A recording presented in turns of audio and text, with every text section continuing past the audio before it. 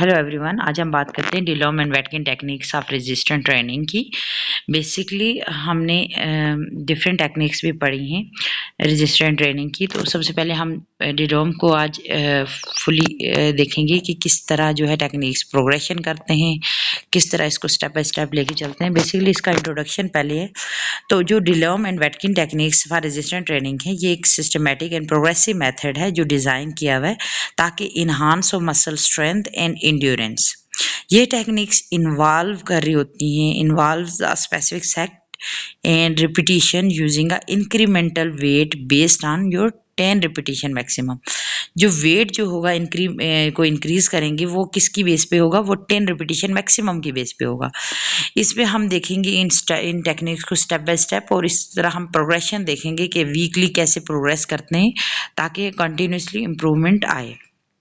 सबसे पहले हमारे पास जो है वैटकिन टेक्निक्स में हमारे पास इनिशियल सेटअप्स क्या होना चाहिए, वेट सिलेक्शन क्या होनी चाहिए।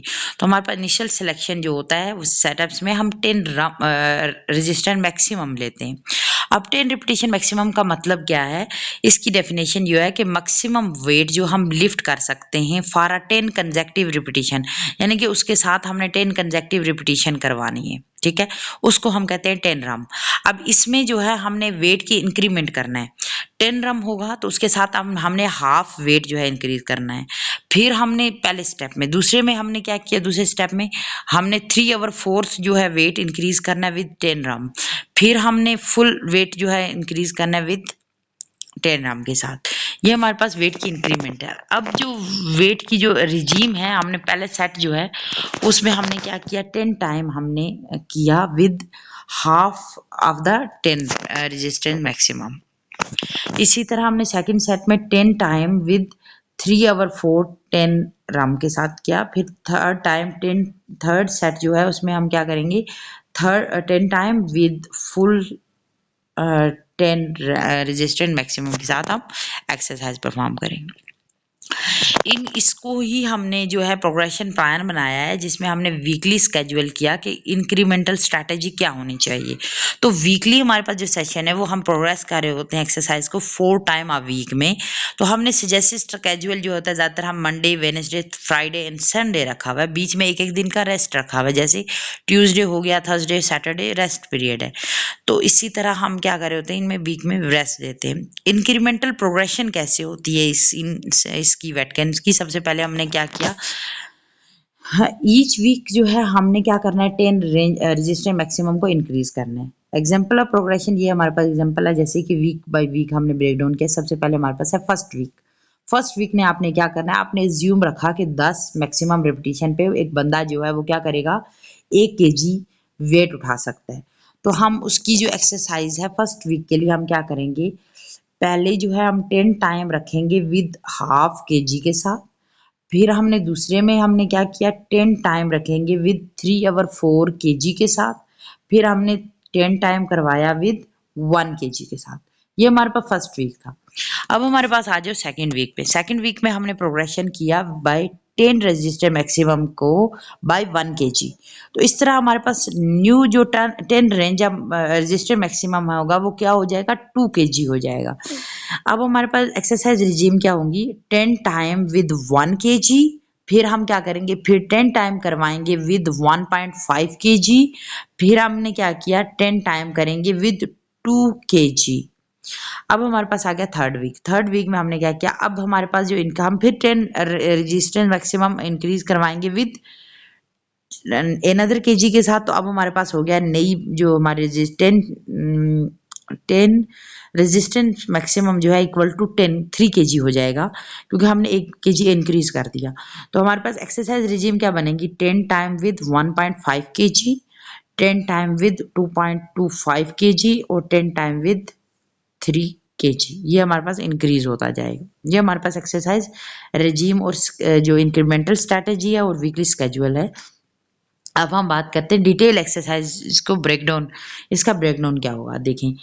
अब हमारे पास जो each session will consist of lifting the designated weight 10 time each following by a short break. अब हमने जो सेशन होगा ना, ईच सेशन, उसकी सेशन वाइज हमने इसको ब्रेक किया। जैसे फर्स्ट सेट जो होगा हमारे पास क्या होना चाहिए, फर्स्ट सेट जो होगा उसमें क्या होना चाहिए, हमने पहले लिफ्ट किया हाफ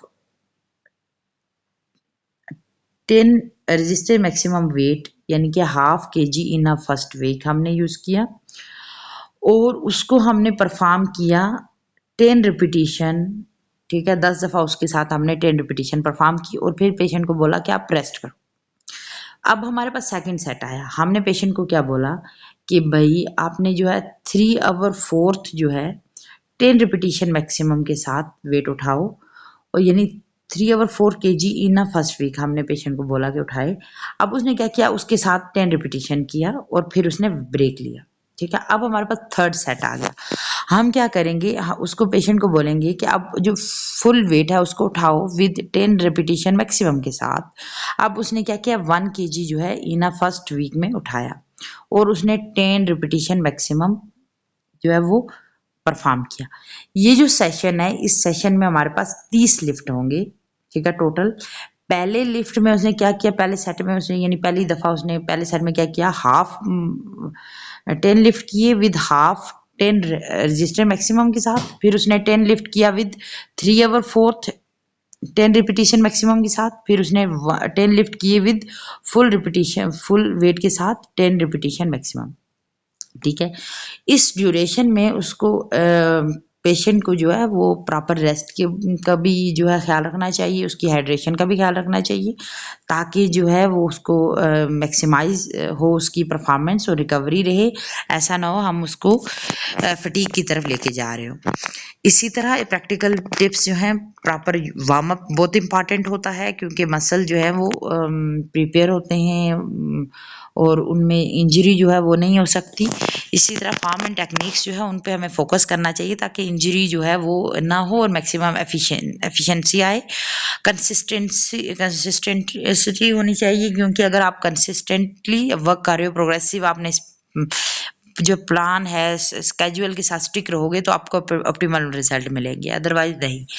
इसी तरह हमारी बॉडी का को आपने सुनना होता है, लिसन टू योर बॉडी, यानी कि अगर आपने अपनी जो वेट है उसको बॉडी के अकॉर्डिंग एडजस्ट करना है। ऐसा ना हो कि आपने अपनी बॉडी को जो है वो ओवर स्ट्रेन कर दिया।